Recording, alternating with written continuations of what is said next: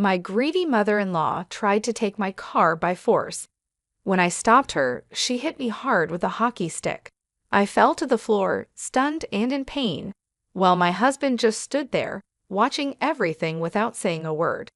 I felt a mix of anger and deep betrayal. That night, I made up my mind. I packed my bags, left the house, and decided to take back control of my life and fight for justice. The next morning, they woke up to a shocking surprise, something they never expected. My name is Anna, and I'm a 29-year-old business consultant living in Austin, Texas. On the surface, my life appeared perfect. I had a thriving career, earning $50,000 a month, and I lived in a comfortable home with my husband, Frank. To the outside world, we were a picture of success, a young, ambitious couple building a life together. But behind closed doors, the truth was far from ideal. My marriage was crumbling under the weight of unspoken frustrations, financial strain, and interference from Frank's manipulative mother, Martha. The love and partnership I had once cherished had faded into a cold, distant reality. Frank had lost his job 8 months ago, and while I initially didn't mind supporting us financially, things began to change. Instead of being grateful, Frank grew distant, spending more time away from home. Martha, who was always opinionated, became a permanent presence in our lives. Her influence was toxic, and her demands knew no bounds. My financial success, which should have been a source of pride, became the target of Martha's greed. She believed my income was hers to command, masking her relentless requests as family needs. From the outside, no one could have guessed the chaos brewing behind our front door. I had worked hard to achieve everything I had: a successful consulting business built from scratch, a respected reputation, and a stable life. But none of it seemed to matter to the people closest to me. The tension in my home was suffocating, and I felt increasingly alone. I knew I needed to take control, but at the time, I didn't realize just how far things would spiral before I reclaimed my life. The illusion of a perfect life was beginning to crack, and with it, my patience for the people who were determined to take advantage of me. 5 years ago, I met Frank at a corporate networking event. The night was filled with energy, professionals mingling, exchanging ideas, and discussing ambitions. Frank caught my eye with his charming smile and confident demeanor. We started talking, and within minutes, I felt a connection. He spoke passionately about his career goals and shared dreams of traveling the world and building a life filled with adventure. It felt like destiny. We began dating shortly after and quickly became inseparable. Frank seemed like the perfect partner, ambitious, supportive, and understanding. Together, we dreamed of achieving great things, building successful careers, and creating a future that reflected our shared goals. For 2 years, everything seemed to align perfectly, and I believed I had found my forever partner. 3 years ago, we got married. Our wedding was a beautiful celebration of love and commitment, attended by close friends and family. At the time, I was convinced that love and ambition would see us through any challenges.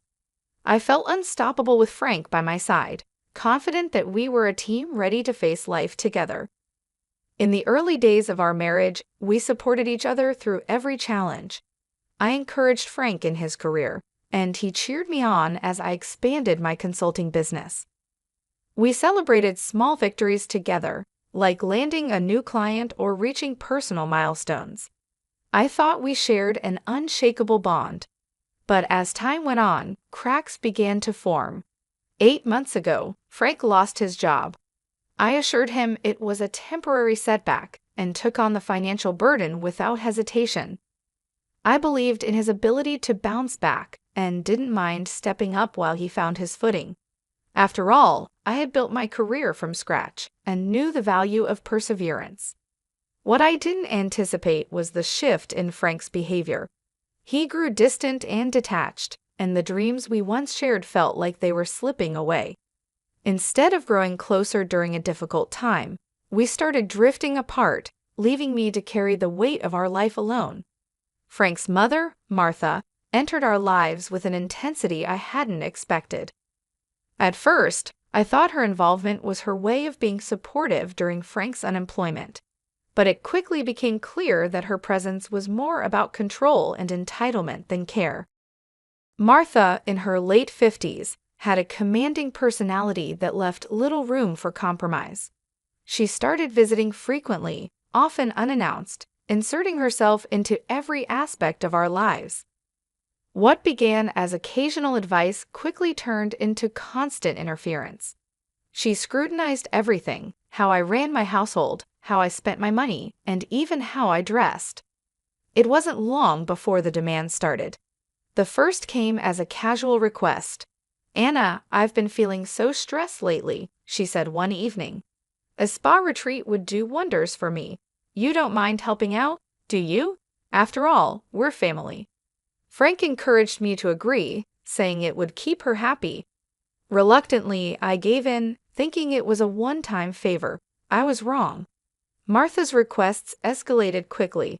Designer clothes, extravagant parties, and even vacations for her friends became regular demands. She masked her greed with guilt-inducing comments like, "You're doing so well, Anna. Surely you can spare a little for family." I tried to set boundaries. I explained that I was already covering all the household expenses, the mortgage, utilities, groceries, and couldn't afford to indulge her whims. But Martha dismissed my concerns as selfishness. "What's the point of success if you can't share it with family?" she'd say with a pointed look. Frank, meanwhile, did nothing to intervene. He avoided confrontation, choosing instead to play the role of the peacekeeper. His silence only emboldened Martha, leaving me to fend off her relentless demands alone. What hurt the most wasn't the money. It was the growing realization that Frank didn't have my back. The partnership I thought we had was unraveling, replaced by a toxic dynamic that left me feeling isolated in my own home. I knew I had to draw a line. Martha's constant demands were draining, and I was tired of being treated like a personal bank. One evening, after she had asked for an expensive vacation for her friends, I sat down with her and Frank. I calmly explained that I was already managing all the household expenses and couldn't continue funding her indulgences.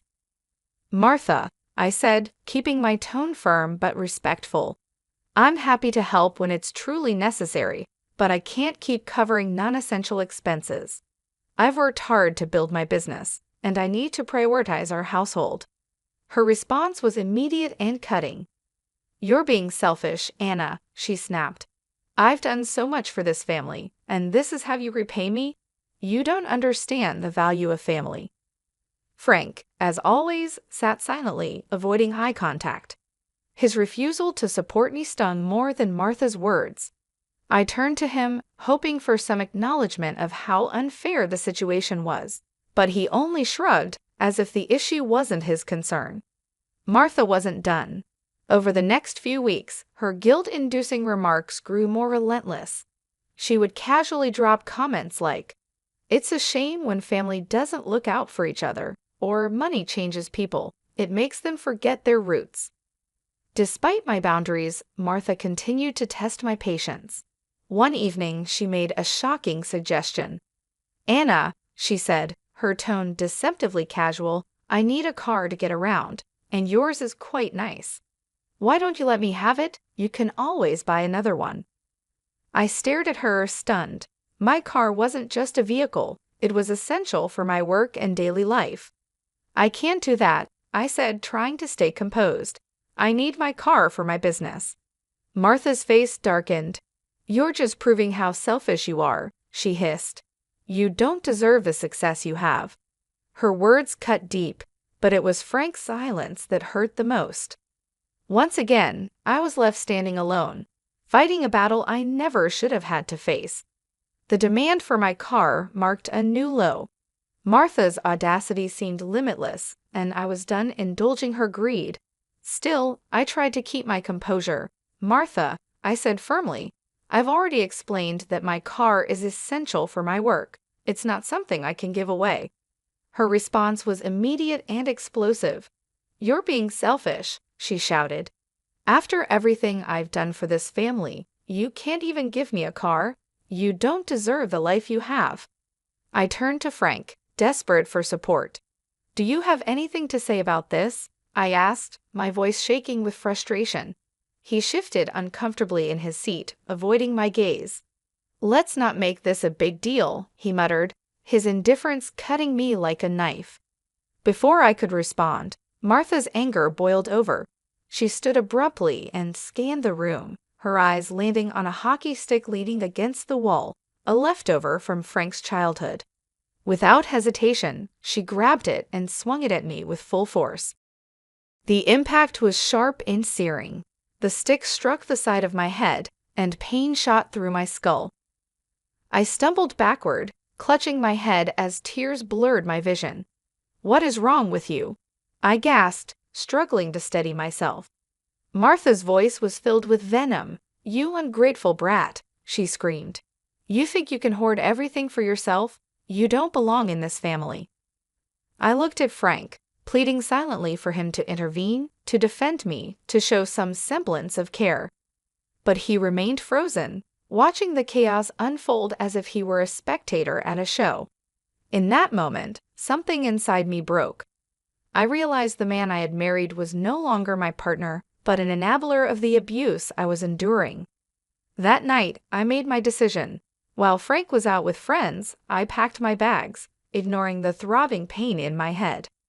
I left the house, tears streaming down my face, and drove straight to my parents' home. I knew I could never return. It was time to reclaim my life. When I arrived at my parents' house that night, my mother immediately noticed something was wrong. Her eyes widened in horror as she saw the swelling on the side of my head. "Anna, what happened?" she asked, her voice trembling. I broke down, recounting everything: Martha's escalating demands, the attack with the hockey stick, and Frank's refusal to defend me. My parents were furious and heartbroken. "You need to see a doctor," my father insisted. "This isn't just family drama. This is assault." The next morning, I visited a doctor who examined the injury and confirmed it was consistent with blunt force trauma. The official report and photographs of the bruise became the first pieces of evidence I would use to hold Martha accountable. I also contacted a lawyer, Sophia Carter, who came highly recommended for her sharp mind and compassionate approach. Sitting across from her in her office, I shared my story. She listened intently, her expression a mix of empathy and determination. "Anna," Sophia said, "this is not just about filing for divorce. What Martha did is a criminal act, and she needs to be held accountable. Frank's inaction only strengthens your case." She advised me to gather all possible evidence, including receipts showing Martha's financial exploitation, text messages documenting her demands, and any other proof of the emotional and physical abuse I had endured. With her guidance, I began piecing together a clear picture of the toxic environment I had endured for years. As I worked with Sophia to build my case, I felt a renewed sense of strength. For the first time in months, I wasn't reacting to Martha and Frank. I was taking action. The pain from the assault lingered, but so did my resolve. I wasn't just seeking justice for myself. I was reclaiming my dignity and independence. This wasn't about revenge. It was about ensuring that they couldn't hurt me or anyone else again. A few days later, while I was organizing the evidence with Sophia's help, my mother hesitantly called me from the living room. "Anna, Frank and Martha are here. They want to talk to you." I felt a surge of anger, but also a steely determination. I wasn't going to let them manipulate me again. Taking a deep breath, I stepped into the living room. Frank looked uncomfortable, his eyes avoiding mine, while Martha wore an expression of feigned remorse. "Anna," Frank began, his voice low and hesitant. "We're here to apologize. Mom knows she went too far." Martha nodded, her tone syrupy and insincere. "I was under a lot of stress, Anna," she said, clasping her hands together dramatically. "I shouldn't have acted that way, but we're family. Let's put this behind us and move on." I crossed my arms, keeping my voice calm but firm. You mean move past the fact that you physically assaulted me, Martha? Or the fact that you stood by and did nothing, Frank? Do you think an apology can erase what you've done? Frank's desperation started to show. Please, Anna, he said, his voice cracking. Let's not make this worse. What do you want? We'll do anything to make it right. Their sudden willingness to negotiate gave me an idea. If they were serious, I would ensure they paid for their actions, not just with apologies, but with something concrete. If you're serious, I said, meeting Frank's eyes, then transfer the house into my name. That's the only way I'll consider talking to you. Martha's mask slipped, and for a moment, her fury shone through. You're asking too much, she spat, but Frank, realizing they had no leverage, reluctantly agreed. Fine, he said through gritted teeth, we'll sign the papers. Their agreement felt like a small victory, but I wasn't naive. I knew this wasn't over. The house transfer would give me some control, but the real battle, seeking justice for what they'd done, was still ahead. For the first time, I felt the scales beginning to tip in my favor.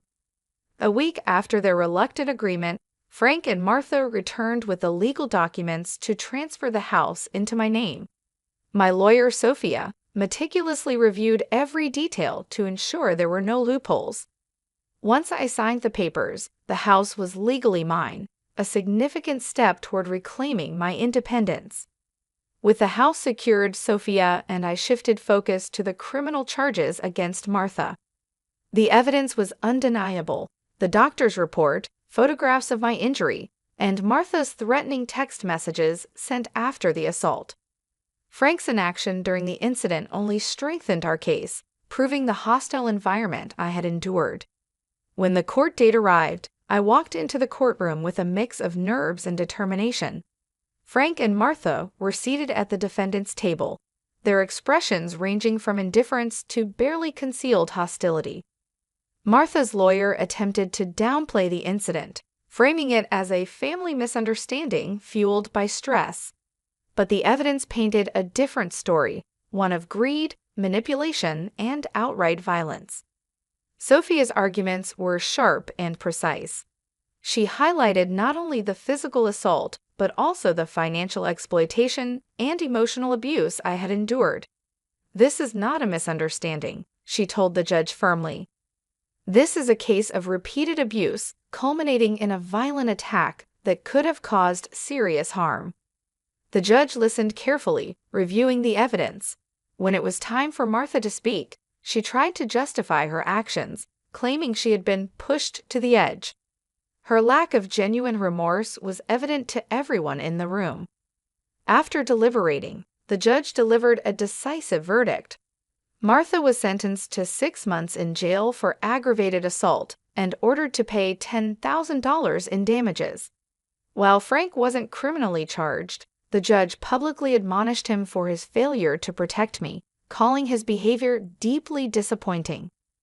As I left the courtroom, I felt a weight lift from my shoulders. Justice had been served. Martha and Frank no longer had any power over me, and for the first time in months, I could see a brighter future ahead.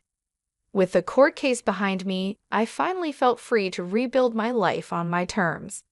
The house, now legally mine, became more than just a place to live. It was a symbol of everything I had fought for. But it wasn't just about reclaiming material things. It was about reclaiming my dignity, my independence, and my future. My parents were my rock during this time. Their unwavering support reminded me of the love and stability I had been missing for years.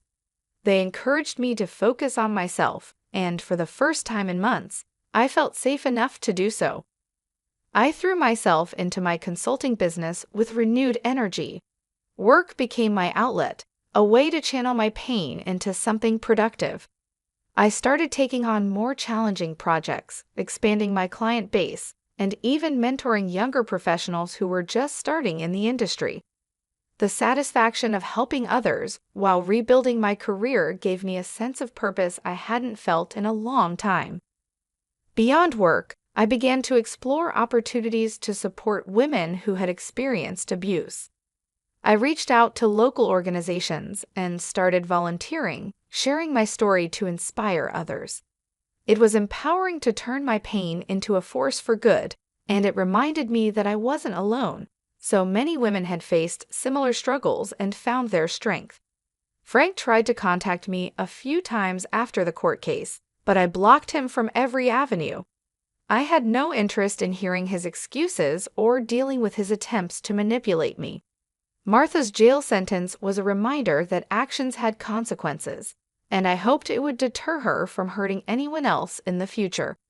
As the weeks turned into months, I found myself healing, physically, emotionally, and mentally. My parents' love, my work, and my newfound purpose gave me the strength to move forward. I wasn't just surviving, I was thriving, building a life defined by my own values and worth. Looking back, it's hard to believe how much my life has changed. The bruises on my head healed within weeks, but the scars on my heart took longer to fade. Despite the pain, every moment of struggle taught me invaluable lessons about my strength, my worth, and the importance of standing up for myself. Reclaiming my independence wasn't just about winning the court case or securing the house. It was about proving to myself that I deserved better. I had endured years of manipulation and betrayal, but I refused to let that define me. Instead, I used those experiences as fuel to rebuild a life where I was in control.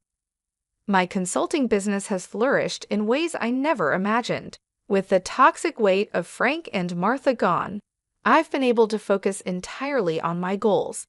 I've expanded my services, taken on leadership roles in my field, and even received recognition for my work. Every success feels like a testament to the strength I rediscovered within myself.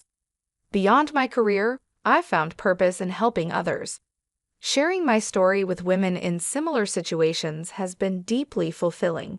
It reminds me that my journey wasn't just about reclaiming my life. It was about using my experiences to empower others to do the same. Frank and Martha are no longer a part of my world, and I couldn't be more at peace with that.